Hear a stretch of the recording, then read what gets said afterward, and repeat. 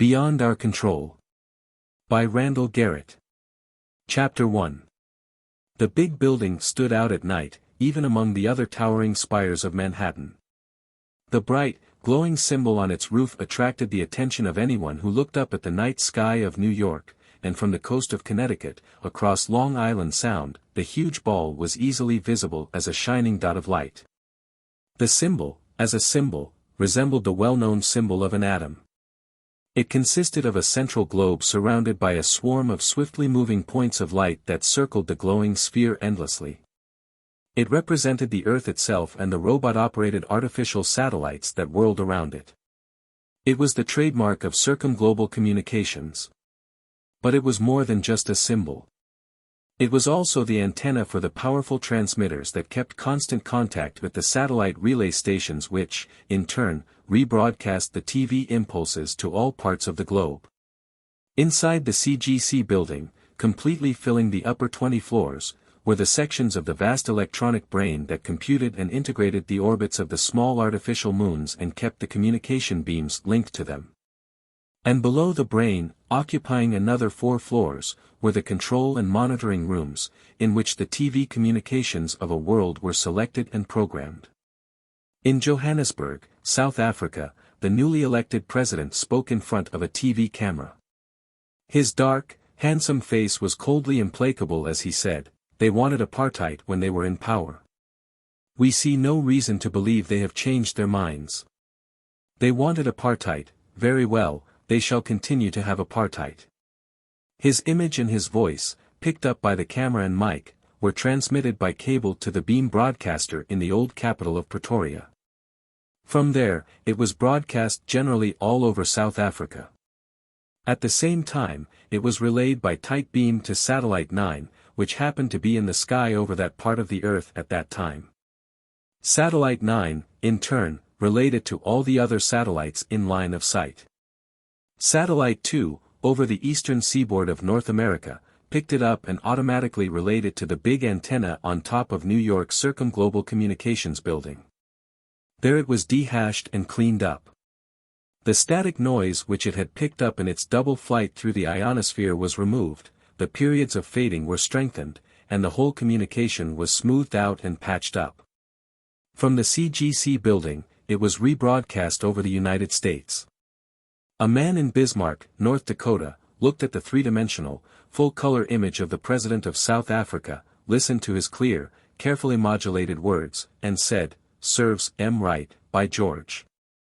Besides the worldwide television news and entertainment networks, CGC also handled person-to-person communication through its subsidiary, Intercontinental Visiphone. If the man in Bismarck had wanted to call the President of the Union of South Africa, his Visiphone message would have gone out in almost exactly the same way, and the two men could have talked person-to-person, face-to-face. Whether the President of South Africa would have accepted the call or not is another matter. From all over the world, programs and communications were picked up by the satellites and relayed to the CGC building, where they were sorted and sent out again. The man in charge of the technical end of the whole operation was a short, stocky, graying man named McIlhenny. James Fitzpatrick McIlhenny, operational vice president of Circumglobal Communications, was one of those dynamic men who can allow their subordinates to call them by a nickname and still retain their respect. His wife called him Jim. His personal friends called him Fitz, and his subordinates called him Mac. He knew his own job, and the job of every man under him. If one of the men slipped up, he heard about it in short order, but, on the other hand, if the work was well done, he heard about that in short order, too. McIlhenny was as free with his pats on the back as he was with the boot a little lower down. As a result, his men respected him and he respected them. McIlhenny liked his work, so he was quite often found in his office or in the monitoring rooms long after his prescribed quitting time. On the evening of March 25, 1978, he had stayed overtime nearly 4 hours to watch the installation of a new computer unit. As a matter of cold fact, since the day was Saturday, he needn't have been in the office at all, but, well, a new computer isn't put in every day, and McIlhenny liked computer work. It was exactly 1903 hours when the PA system clicked on and an operator's voice said, "Is Mr. McIlhenny still in the building, please? Mr. McIlhenny, please call satellite beam control." McIlhenny stood up from the squatting position he had been in, handed a flashlight to one of the technicians standing nearby, and said, "Hold this, Harry, I'll be back in a minute." The installation crew went on with their work while McIlhenny went over to a wall phone. He picked it up and punched the code number for beam control. "This is McIlhenny," he said when the recog signal came. "Mac. This is Blake. Can you come down right away? We've lost number 4. "What happened?" "Don't know. She was nearly overhead, going along fine, when we lost contact all of a sudden. 1 minute she was there, the next minute she was gone. We've lost the beam, and, just a second." There was a pause at the other end, then Blake said, "We just got a report from some of the ground stations within range. Satellite number 4 has quit broadcasting altogether, there's no signal from her at all." "I'll be right down," McIlhenny snapped. He hung up the phone and headed for the elevator. It wasn't good. Number 4, like the other satellites, was in a nearly circular orbit high above the atmosphere of Earth. She should follow a mathematically predictable course, subject only to slight variations from the pull of the other satellites and the pull of the Moon, plus the small perturbations caused by the changing terrain of the Earth beneath her. She'd have to be badly off course to be out of range of beam control. The elevator dropped McIlhenny down from the computer level to the monitor and control level. The men at the monitor screens didn't look up from their work as McIlhenny passed, but there was a feeling of tension in the air.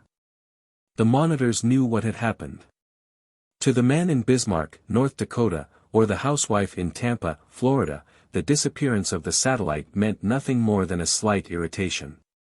If the program they were watching happened to be one that was shunted through number 4, their screen had simply gone dark for a moment.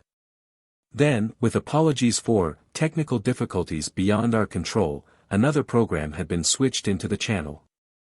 For the businessman in San Francisco and the government official in New York, the situation was worse. Important intercontinental conferences were cut off in mid-sentence, and vital orders were left hanging in the air. For 7 transcontinental stratoliners, the situation was almost tragic.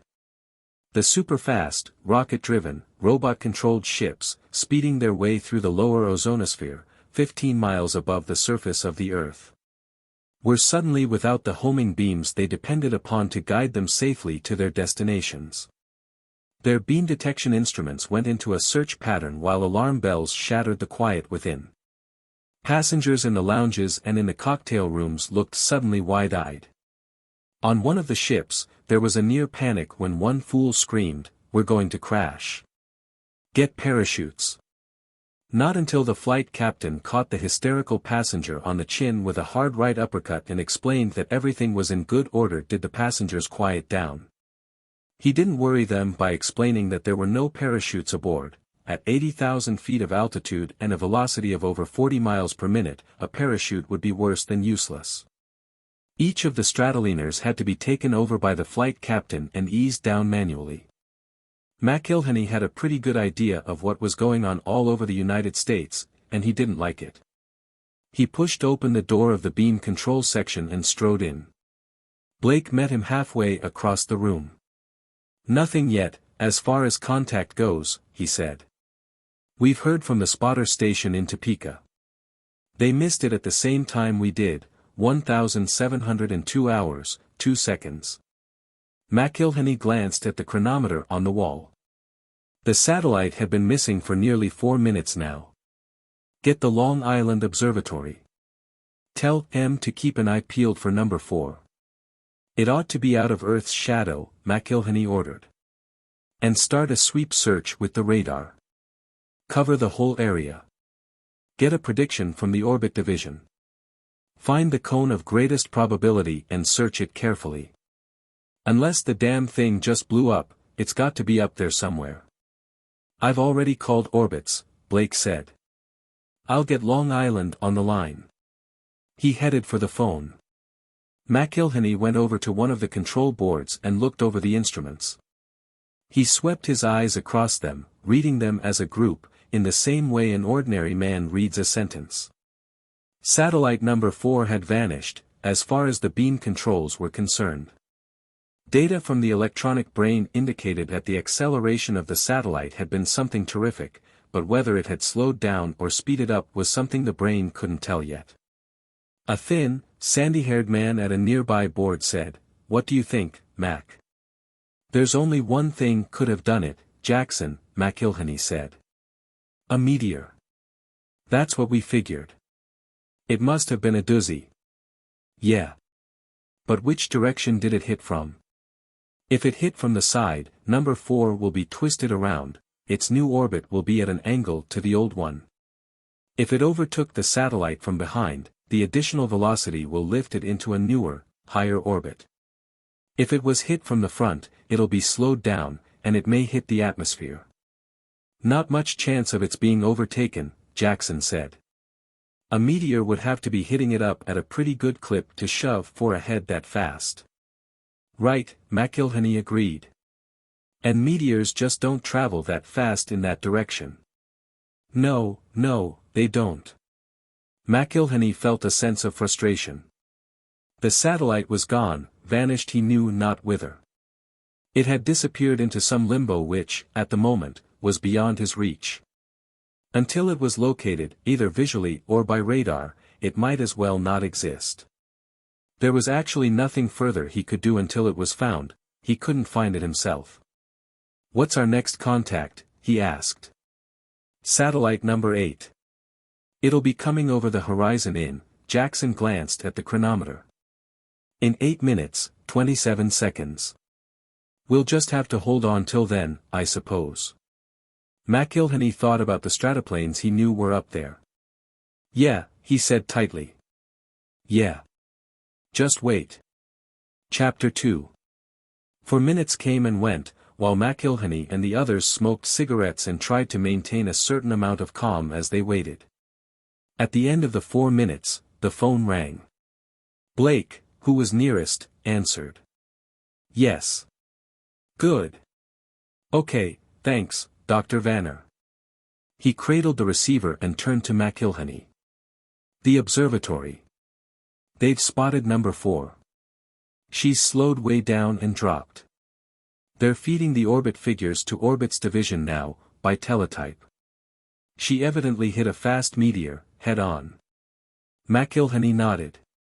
"It figures. Tell Orbits to feed us a computation we can cite by, feed it directly into the brain first, so we can get things going. We've got to get that satellite back up where she belongs." As the figures came in, it became obvious that the orbit of number 4 had been radically altered. Evidently, a high-speed, fairly massive meteor had struck her from above and forward, slowing her down. Immediately, the satellite had begun to drop, since angular acceleration no longer gave her enough centrifugal force to offset the gravitational pull of the Earth. As she dropped, however, she picked up more speed, and was able to establish a new, different orbit. With this information fed into it, the electronic brain in the top 20 floors of the CGC building went smoothly to work. Now that it knew where the satellite was, it could again focus the beams on her. Since the direction and velocity of the artificial moon in her new orbit were also known, the trackers could hold the beam on her. McIlhenny rubbed his chin with a nervous forefinger as he watched the instruments on the control board come to life again as contact was re-established. Meanwhile, Orbit's division was still at work. In order to re-establish the old orbit, the atomic rocket engines in the satellite would have to be used. Short bursts, fired at precisely the right time, in precisely the right direction, would lift her back up to where she belonged. It was up to Orbit's division to compute exactly how long and in what direction the remote-controlled rockets should apply their thrust. As the beams again locked on the wayward satellite, McIlhenny kept his eyes on the control board. Lights flickered and rippled across the panel, needles on various meters wavered and jumped. McIlhenny watched for several seconds before he said, "Blake. What the hell's wrong there?" Blake watched a set of oscilloscopes, for green glowing screens which traced and retraced bright yellow-green lines across their surfaces. His dark brows lowered over his eyes. "We can't get anything to her, Mac. She's dead. Either that meteor hit her power supply or else it did more damage than we thought." "No control, then?" Blake shook his head. "No control." McIlhenny frowned. If the remote controls wouldn't work, then it wouldn't be possible to realign the orbit of the satellite. "Keep trying," he said. Then he turned from the control board, went to the phone, and punched the number of the Orbits Division. "Orbits Division, Masterson here," said a gruff voice from the other end. "This is McIlhenny. How does that orbit on number 4 look now?" "We've got it, Mac. I'll send the corrective thrust data to the brain as soon as—" "Never mind the corrective thrust," McIlhenny interrupted impatiently. "We can't use it yet. We don't have any positive contact with her, she's dead, no response to the radio controls." "You mean you can't get her out of that orbit?" Masterson's voice was harsh. "That's exactly what I mean. She's stuck in her new orbit until we find some other way to change it. It can't be done from here." There was a pause at the other end, then Masterson said, "Mac, I hate to say this, but you've got a hot potato on your hands. That thing's in a cometary orbit." "Cometary?" "That's right. Instead of a normal, near-circular path, she's going in an elongated ellipse. At perigee, she'll be less than 150 miles above the surface." "Ah." McIlhenny felt as though someone had slugged him. If the satellite went that low, the air resistance would slow her even more before she broke free again.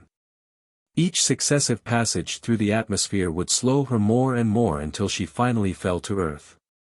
If she fell into the ocean, that would be bad enough, but if she hit a populated area.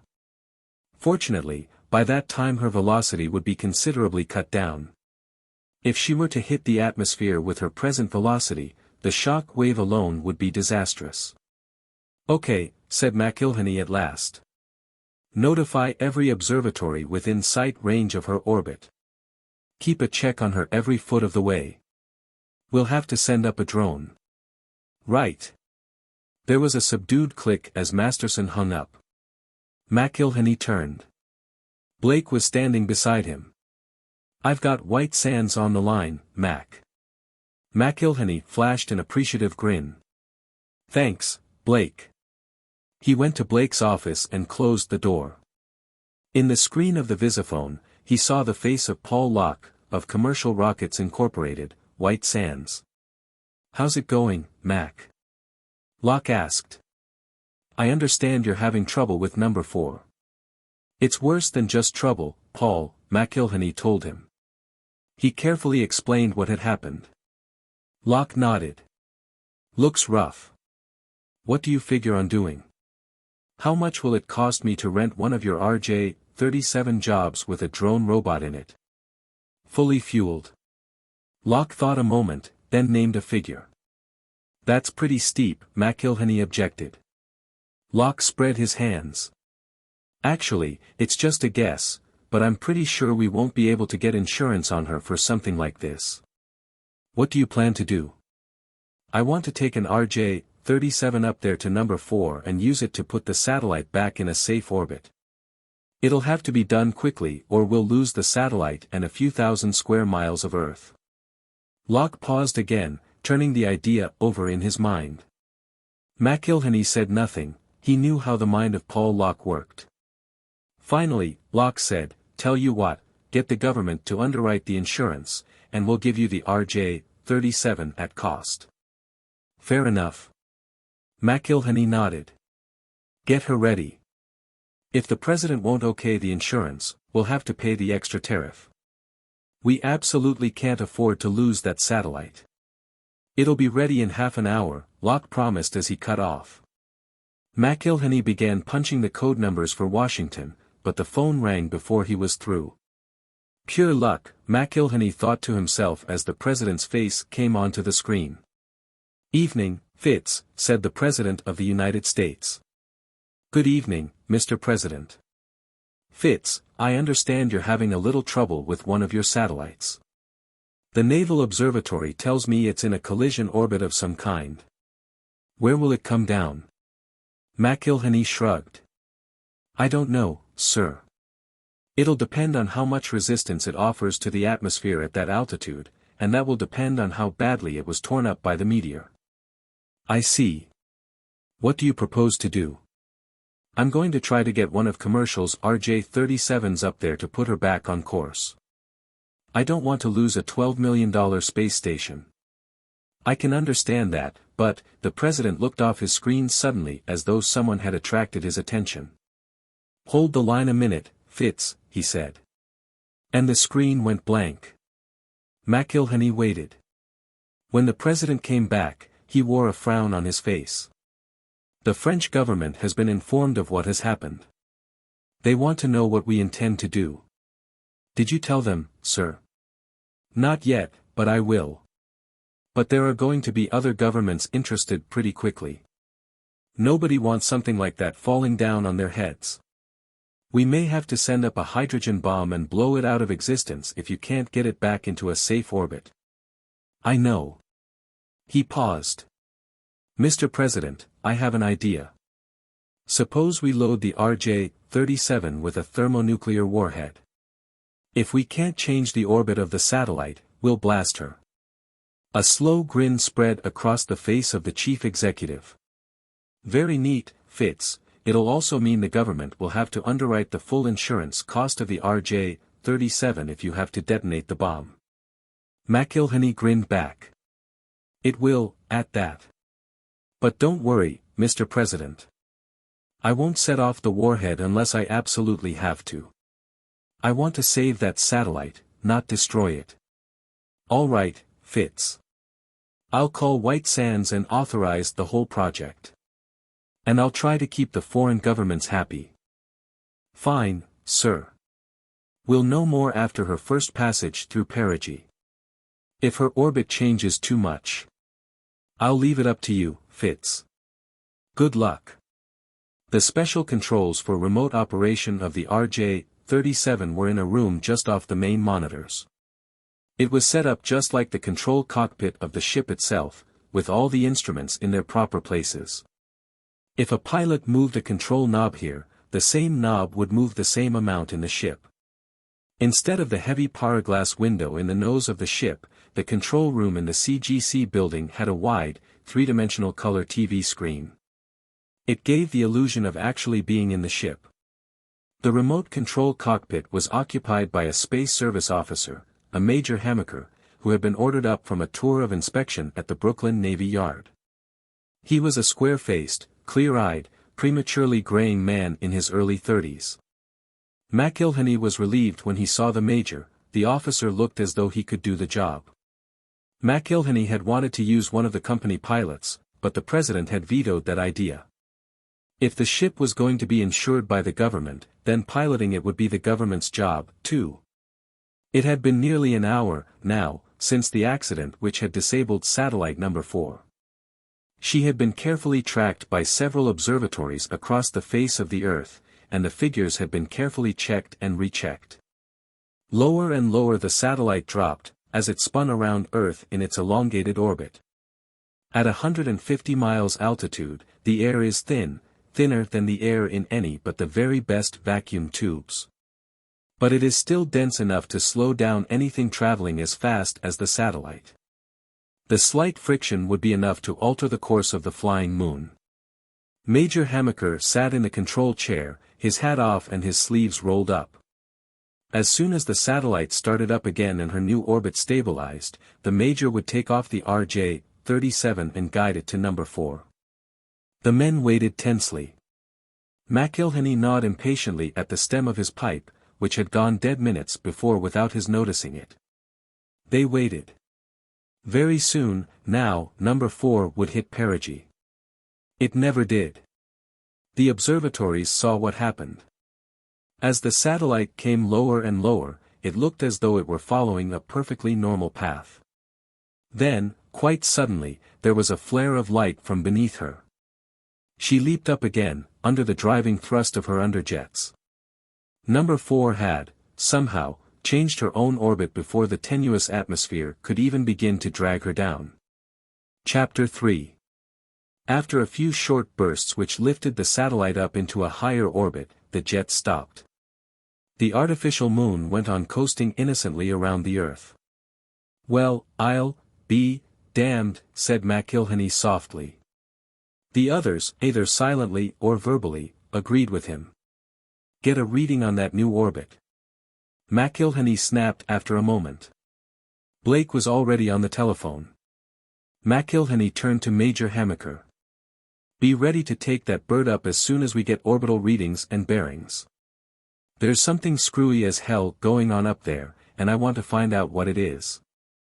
Those jets shouldn't be working at all. What could have turned them on at exactly the right moment?" He was talking more to himself than to the Major, who was busily making last-minute adjustments on the instruments. The computations on the new orbit came in, were run through the computers, and then fed into the autopilot section of the remote controls for the RJ-37. "Any time you're ready, Major," McIlhenny said. The Major adjusted his controls, threw a switch, and pressed a stud. Over 2,000 miles away, in White Sands Spaceport, New Mexico, the atomic-powered, fully armed RJ-37 squirted a tongue of white-hot flame out of her rocket motors, climbed into the air, and launched herself toward space.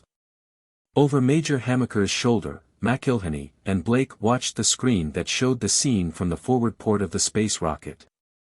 For a while, there was nothing to see. As the ship gained altitude, it burst through a layer of low-hanging clouds, then there was nothing but the blue sky overhead. Gradually, as the air thinned, the sky became darker, more purplish. Stars began to appear, and finally the ship was in the blackness of space. The Major's hands glided smoothly over the controls, guiding the ship along its precalculated orbit, slowly overtaking the runaway satellite. At first there was nothing to see, only the distant, fixed stars, glittering like tiny shards of diamond against a spread of blackest velvet. Then it became apparent that one of the shards was moving with relationship to the others. It became brighter, bigger. Then it was no longer a point of light, but a globe of metal floating in the infinite darkness of space. Under the careful manipulation of Major Hammaker, the remote-controlled RJ-37 moved cautiously up to satellite number 4. As the details of the globe came into focus, every man in the room gasped involuntarily. "What the hell is that?" asked Blake. No one answered. It was obvious to everyone there that whatever it was that had crashed into number 4 and driven it off course, it was most certainly not a meteorite. At last, McIlhenny said, "I'll be willing to bet my last dollar that that's a spaceship of some kind." From a gaping hole in the side of the satellite, there protruded a long, cigar-shaped shaft of bluish metal. It looked almost as though someone had shoved a fat blue cigar halfway into a silver tennis ball. Major Hammaker said softly, "I wonder what kind of metal that ship is made of." "Yeah," said McIlhenny, "I wonder." It was a good question. The steel hull of the number 4 had crumpled and torn like cardboard around the hole where the impact of the ship had melted and volatilized the metal. But the hull of the alien spaceship wasn't even dented. "What now?" asked the Major. "Take the RJ-37 in carefully, and lock on with magnetic grapples," McIlhenny ordered. Blake glanced at him. "What if the pilot or crew of that ship is still alive?" "They probably are," McIlhenny said. "But we've got an H-bomb in our ship. If they try anything funny." "What makes you think they're alive?" the Major asked as he eased the ship in. "Somebody set off the atom jets when number 4 approached perigee," McIlhenny reminded him. The RJ-37 approached number 4 closely, then the magnetic grapples were turned on, and the ship stuck to the hull of the battered space station with a metallic clank. The RJ-37 was only a few yards from the edge of the gaping hole that had been torn in the hull of the satellite. In front of them loomed the queer blue shaft of the alien ship. "Okay, hold it," said McIlhenny. "Let's see what happens next." Surely they felt the jar when the ship landed. Forcing himself to be calm, McIlhenny struck a match and fired the tobacco in the bowl of his pipe. They didn't have to wait long. From the edge of the hole, there suddenly appeared a moving shape. It was a man-like figure clad in a brilliant crimson spacesuit. The helmet was a dark purple, and it was difficult to see the head within. "Looks like a man," said Blake. "Not quite," McIlhenny said. "Look at the joints in the arms and legs. He's got 2 knees and 2 elbows. What's that he's holding cradled in his arms?" Blake wondered. The Major grunted. "Weapon of some sort. Look how he's pointing it straight at us." For a full minute, the figure stood there, for all the world as though he were on the surface of a planet instead of on the outer hull of a space station. Then, slowly, it lowered the thing in its hands. When nothing happened, the figure put the weapon down on the steel hull at its feet and held its oddly double-jointed arms out from its body. "Wild Bill Hickok," breathed Blake softly. "Huh," said the Major. "Hickok used to say, 'I'm a peaceable man.' I guess that's what this guy's trying to say." "Looks like it," agreed McIlhenny. "I wish there were some way of signaling him." "We've got the spotlights," suggested the Major. McIlhenny shook his head. "Leave them alone. We couldn't make any sense with them, and our friend out there might think they were weapons of some kind. I don't know what that thing he laid down will do, but I don't want to find out just yet." The alien, his hands still out from his sides, walked slowly toward the RJ-37, his legs moving with a strange, loose suppleness. He came right up to the forward window and peered inside, at least, the attitude of his head suggested peering. Within the dark purple helmet, the features could not be distinguished clearly. At last, the figure stepped back and started making wigwag signs with his arms. "Smart boy," said McIlhenny. "He recognizes that the ship is remote-controlled. Wonder what he's trying to say." The alien waved his hands and made gestures, but there was no recognizable pattern. None of the hand signals meant anything to the Earthmen. Blake leaned over and whispered into McIlhenny's ear. "Hadn't we better call the President, Mac? He'll want to know." McIlhenny considered for a moment, then nodded. "Give him a direct beam on what's coming over this screen. Then give me a pair of earphones connected to his office. I want to be able to hear what he says, but I don't want him countermanding my orders to Major Hammaker." The alien was still making his meaningless signals when Blake brought in a pair of earphones and clamped them on McIlhenny's head. A throat mic around his neck completed the communication circuit. "Can you hear me, Mr. President?" McIlhenny asked. "Yes. Your man Blake explained everything to me. Got any advice?" "Not yet. Let's see what happens. By the way, I've given the impression to the rest of the world that it was through your efforts that number 4 avoided crashing. I don't think we'd better let this leak out just yet." "Right. Meantime, I'm going to try to capture that lad." "How?" asked the President. "Invite him into the ship and bring him back with it." "All right," said the President, "but be careful." "He's given up," said Blake, gesturing toward the screen. The alien had given up his incomprehensible gesticulating and stood with his odd arms folded in an uncomfortable-looking knot. "Major," said McIlhenny, "open the cargo hold." The officer looked puzzled, but did as he was told. After all, the President himself had ordered him to obey McIlhenny.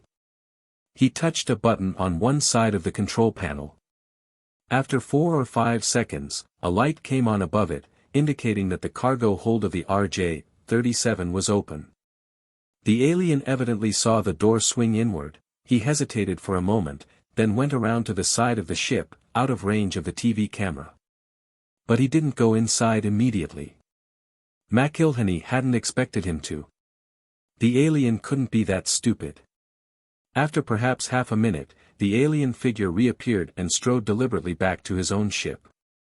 He opened a port in the side and disappeared within.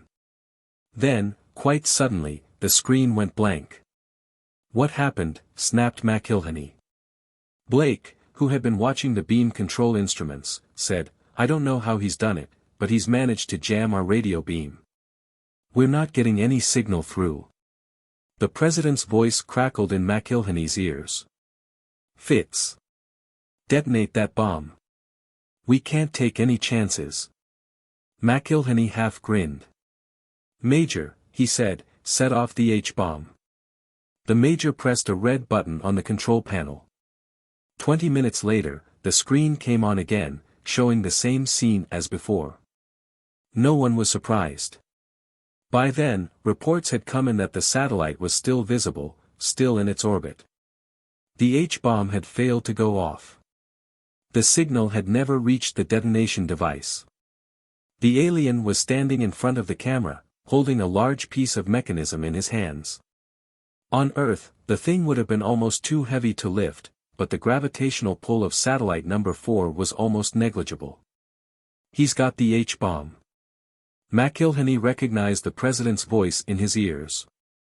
The alien bowed toward the camera, then straightened and went back to his own ship. He clambered up the side of it with magnetic sawls as easily as he had walked on the hull of the space station. Near the end of his ship, he opened a small door in the hull. Within was utter blackness. Working slowly and deliberately, he pushed the H-bomb into the blackness. It wasn't just ordinary darkness. It seemed to be an actual, solid wall, painted deep black. As the bomb went in, it looked as though it were cut off abruptly at the black wall. Finally, there was nothing outside except the 2 detonating wires, which had been clipped off from inside the Earth ship. The alien took the wires in his hands. "My God," said the major. "He's going to blow up his own ship. Is he crazy?" "I don't think so," said McIlhenny slowly. "Let's see what happens." As the 2 wires came in contact, the black wall inside the small door became lighter, a pearly gray in color. There was no other result. "Well, I'll be damned," said Blake in a low, shocked voice. The alien closed the door in the side of his ship and came back down to the camera. He bowed again. Then he pointed to the weapon that he had been carrying and waved his hands. He picked it up and brought it around the RJ-37. From the microphones inside the ship came a faint scraping sound. Then the alien reappeared in front of the ship. His arms were empty, he had put the weapon inside the open cargo hold. "A fair trade is no robbery," Blake said softly. The alien bowed once more, then turned on his heel and walked back to his ship. This time, he got inside and closed the door. Then the blue ship moved. Slowly, like a car backing out of a garage, it pulled out of the hole in the satellite. Nowhere on its surface was there a mark or a scratch. When it was finally free of the satellite, it turned a little, its nose pointing off into space. A pale, rose-colored glow appeared at the tail of the ship, and the cigar of blue metal leaped forward. To all intents and purposes, it simply vanished. "That," said the major in awe, "is what I call acceleration. Here's the way I see it, Mr. President," said McIlhenny several hours later. When he cracked up by accidentally plowing into number 4, something happened to his energy supply. Maybe he was already low, I don't know. Anyway, he was out of fuel. What do you think he used for fuel? "The most efficient there is," said McIlhenny. "Pure energy. Imagine some sort of force field that will let energy in, but won't let it out. It would be dead black on the outside, just like that whatever it was in the alien's ship. He just set off the H-bomb inside that field. What little radiation did get out made the field look gray, and that's a damned small loss in comparison with the total energy of that bomb. You know, Fitz, I'm going to have a hell of a job explaining where that bomb went," said the president. "Yeah, but we've got his gun or whatever in exchange." "But how do you know our technicians will be able to figure it out?" "I think they will," McIlhenny said. "Their technology must be similar to ours or he wouldn't have been able to figure out how to fire the jets on the satellite or how to set off that bomb. He wouldn't have even known what the bomb was unless he was familiar with something similar." And he wouldn't have been able to blank out our controls unless he had a good idea of how they operated. They may be a little ahead of us, but not too much, and I'll bet we have some things they haven't. The trouble is, the president said worriedly, that we don't know where he came from. He knows where we are, but we don't have any idea where his home planet is. That's true. On the other hand, we know something about his physical characteristics, while he doesn't know anything about ours. For instance, I doubt if he'd be happy here on Earth. Judging by the helmet he wore, he can't stand too much light. He had it polarized almost black. Probably comes from a planet with a dim, red sun. Well, Fitz, when they do come, I hope it's for trade and not for war. McIlhenny grinned. It won't be war. Don't you remember? We've started trading already,